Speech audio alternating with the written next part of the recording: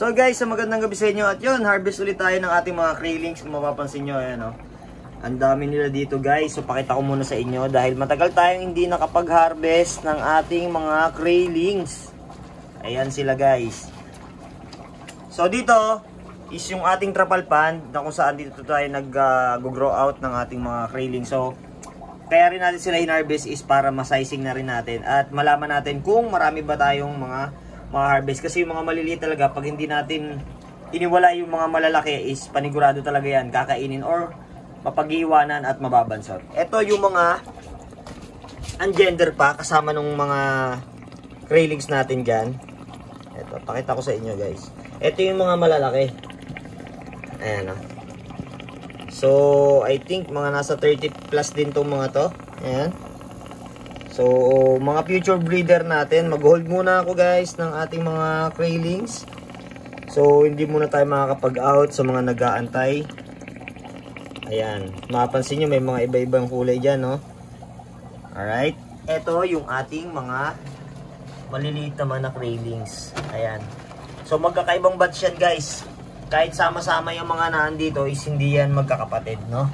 So, nanggaling yan sa mga different breeders natin. Kaya, kahit magkakasama yan, okay lang kasi hindi sila magkakapatid. Kaya kung mapapansin nyo din, hindi rin sila magkakasing size. Ayan, ito yung mga, actually parang may mga nauna na dito eh. At may second batch na, ayan o. Ayan. So, nilinis kasi natin yung ating pond. Pansin nyo ayan o, napakadumi pa. Ayan. So, in-update ko lang kayo dito sa ating top yard. At ganun pa rin, nandito yung ating mga male. So, yung mga nakatago sila dun sa PVC. At yung ating mga female, ayan o. Ayan. So, nandun sila guys, ayan o. Mga nakatago dahil may ilaw. So, ayan, nagpakain na ako. Mamaya-maya pa yung lalabas pagpatay na yung mga ilaw. So, eto, isa-sizing ko muna siya and then saka ko siya ililipat sa mga lagayan sa ating mga aquarium. Ayan. Sisilik lang muna natin to guys. Kasi i-hold ko muna to at wala akong palalabasin dito dahil ito yung magiging future breeder natin. Ayan. Kasi last time is na ubusan tayo halos ng mga breeder, no? Gawa ng mga nabili yung iba. Yung mga nag-pick up dito halos mga taga-probinsya at wala na tayong maibigay nung nakaraan. Kaya pati mga breeder inuwi na nila. So mag-stock tayo ulit ng panibagong materialis dito. Ayan. Pero may mga natira pa rin naman. May mga pang-out pa tayo. Marami-rami pa. Ayan. So pinakita ko lang sa inyo yung ating mga harvest ngayon. So actually meron pa akong mga tanks na hindi nakukuhanan ng mga krillings ngayon. Mapapansin nyo, kalat. Ang dumi oh. Ayan. So meron pa tayong harvestin dyan. May mga buried female pa. Dito, meron pa rin dito. Yung mga 2 to 3 inches pag grow out. At yung mga ibang breeder natin dito, parang ilan na lang. Isa, dalawa, tatlo. May mga blue jeans pa tayo dito nakaabang. 3 tanks yung ating mga blue jeans dito. Isa, dalawa, tatlo. At ito yung isa sa mga, ayan, future breeder ko pa rin. Para sa mga blue jeans na paparamihin natin. Alright, ayan pa. So marami na nagtatanong sa atin yan. Ayan guys oh.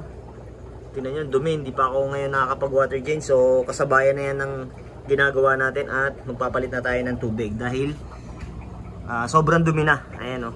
Dahil na-busy nga tayo at ang dami natin ginagawa guys. Tingnan nyo, napakadumi. Pero sabi ko nga, hindi naman lahat ng pag tinignan nyo is mukhang malinis is all goods lahat. At hindi lahat ng sobrang dumi eh hindi okay. Alright?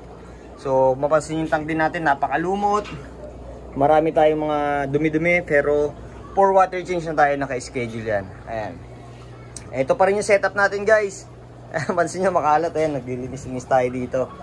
Ito.